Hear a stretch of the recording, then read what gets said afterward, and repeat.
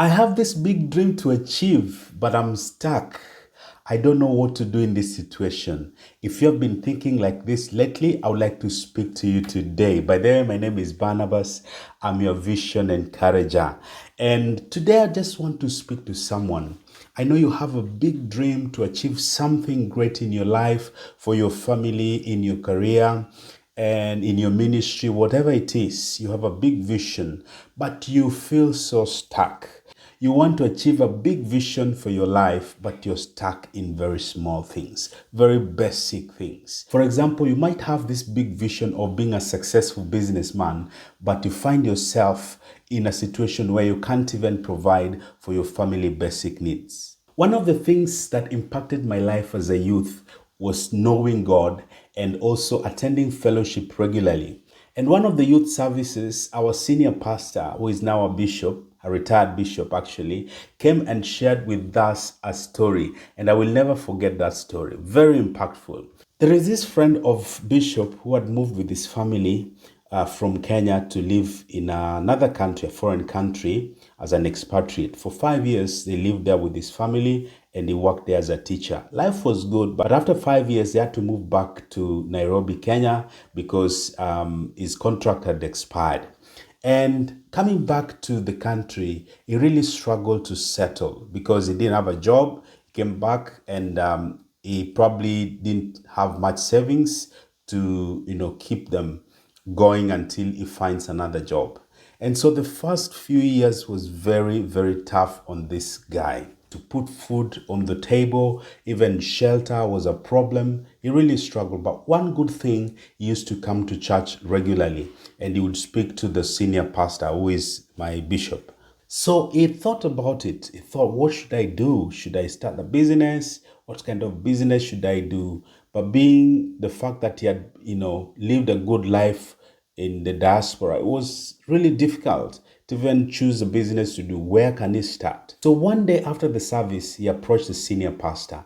And because he was a good friend to the senior pastor, he said, hey, look, I am really struggling to even provide for my family food and shelter. And so please, could you support me? I have a business plan and there's a business that I really would want to do. And so Bishop, being a good person, being a good friend, sat him down and said, hey, tell me, what's your plan?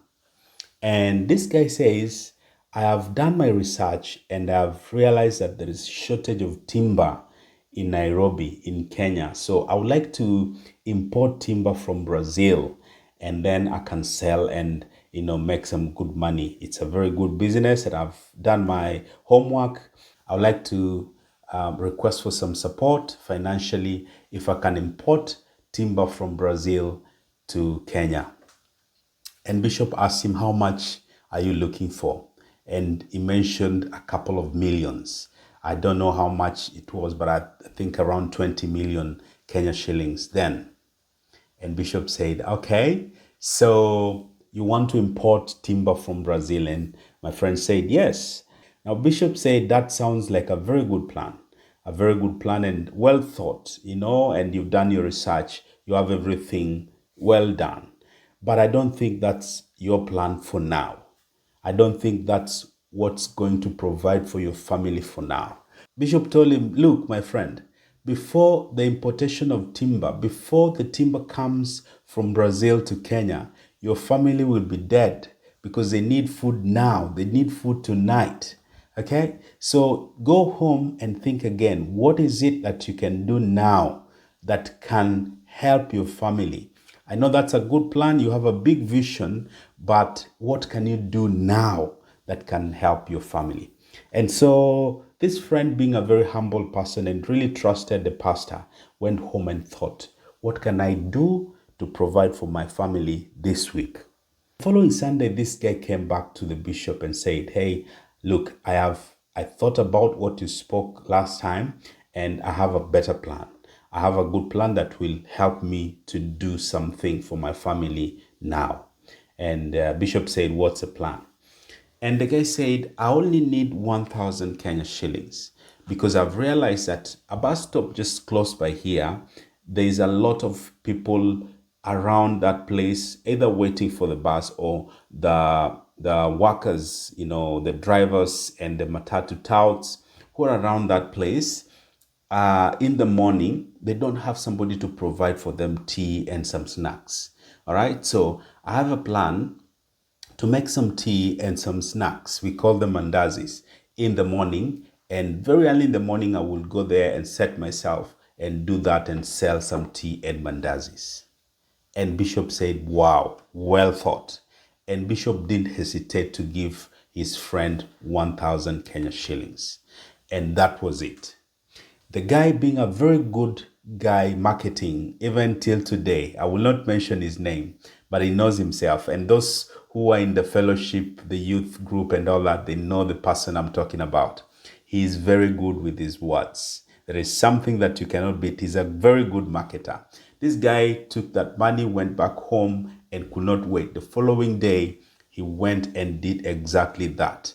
He made some tea and some snacks called mandazis, and he sold, and he made a huge profit the first day, the second day, and for weeks. As I say, the rest is history.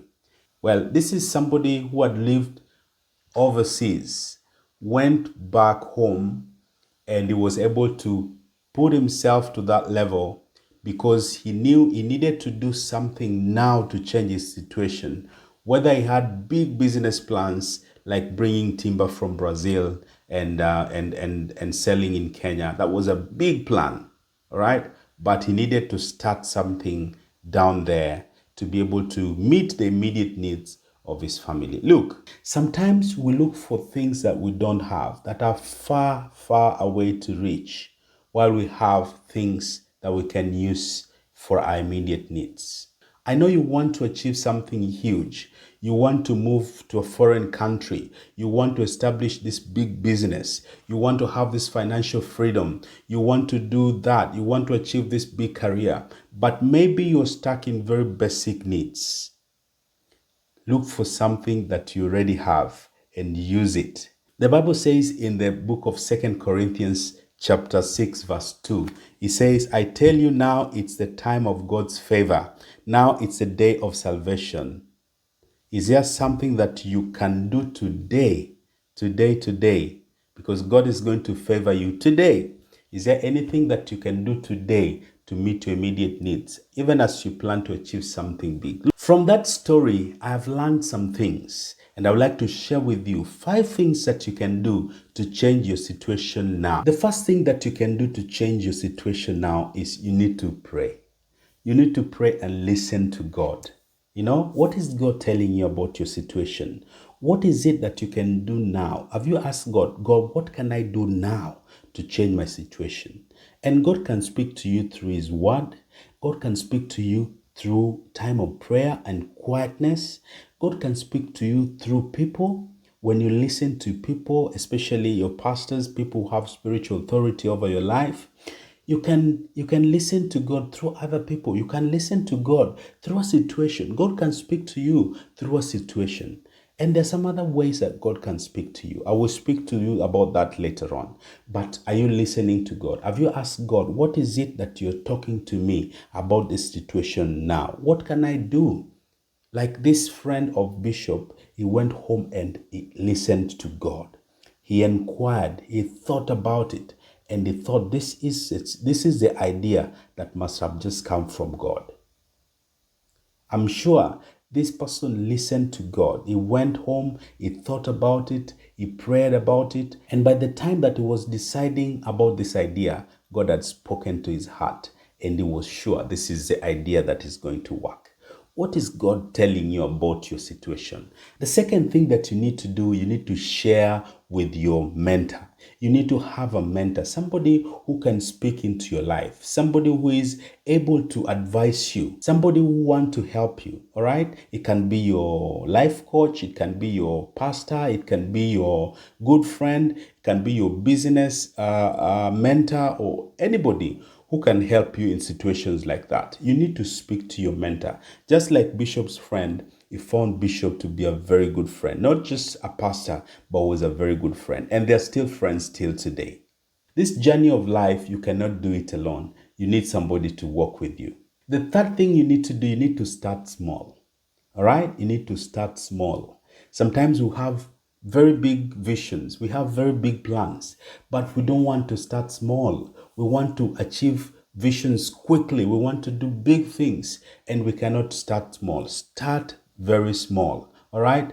And allow yourself to grow by faith. Allow yourself steps to grow. All right? Just like this friend, he had a big dream, but he had to start small. The Bible says in the book of Ecclesiastes, chapter 11, the book of Ecclesiastes, chapter 11, verse 4, it says, "Whoever watches the wind will not plant, whoever looks at the clouds will not reap."